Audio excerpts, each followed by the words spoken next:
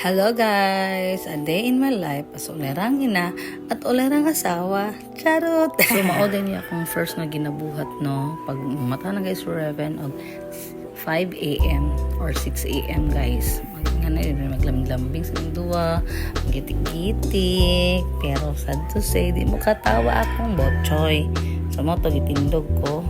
Kaya siya, murag wa siya gana sa iyang life. Charot! Ito guys. Nga na rami per mina Raven every morning.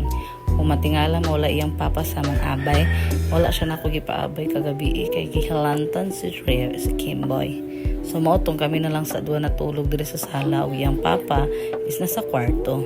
O kataod-taod guys, natindog ko kinamalong ko suga kay maginahinit at pangandam sa atong ginabuhat. So first din ako gibuhatan ni guys is ipangwana ko ang mga sa Raven, gipanghipos na ko ang mga baso nga ang ginamitan gahapon. Oo, so na sa Raven guys, igod na pura buyag mo kamang na gyud siya guys. Di na gyud ni baby among anak. Bata na siya bata. So mao ni ato i-check og balik si Kimboy kung okay na ba siya o dili. So sad to say guys, dili pa daw kay labad yung ulo, mura daw siya wala sabot siyang gibati aning mga orasa.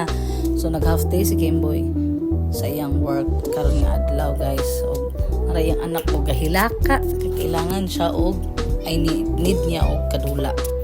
So yung kadula guys, tuara is plak. Nayayay yung papa ni Raven guys. So ang mama na lang ang maglingaw-lingaw sa bata. Kaya mo na itong rule. Lingaw na itong anak magkilaka. So pagkatotoo dato guys noon, hilom na si Raven. Igaw sa kubalay. Kay magpalit na taog sa relax na Raven guys. Kay mukhaon na yun siya. Kay gigutom na yun ang bata na ako guys no. So naraw nakapalit na tag sa relax na balitolo. Muna na yung pamahaw. Paniuto pa ni hapon. Taon niya. Okay kadua di andan. Paitatag sa itong sudan. Siyempre, mga unsad niyo yung ginikanan. Okay, sugda na mo among adlaw nga busog. Hinabi na si Papa Camp. Need niya nga mukhaon kaya na siya. Gibati guys, di siya pwede mapasmo. Kaya ba niga kaubuntag sa ay guys, sige pangapi. So, mauto siguro nang nagsakit siya karon. So, nara guys, nangandam na ko sa pagkaon ni Raven. Huwag sa kong gatas. Siyempre, magatas sa tayo ako mamahaw. Bangil ba bangil? Naraw. Lapit ka biskwit, nara akong bourbon choco. Siyempre, kamulot andam sa tong anak ko pagkaon. Magtiam-tiam sa siguro ato ano. Mainit sa ta guys, mainit. Okay, lisod na. O pagtilaw na ako, lami siya. So, very good.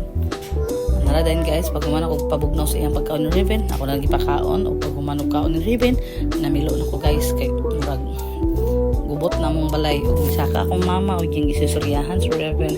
Actually everyday nagasaka akong mama o gina-check ni si Raven kay palangga doon na niya akong anak, manggigil siya sa akong anak guys.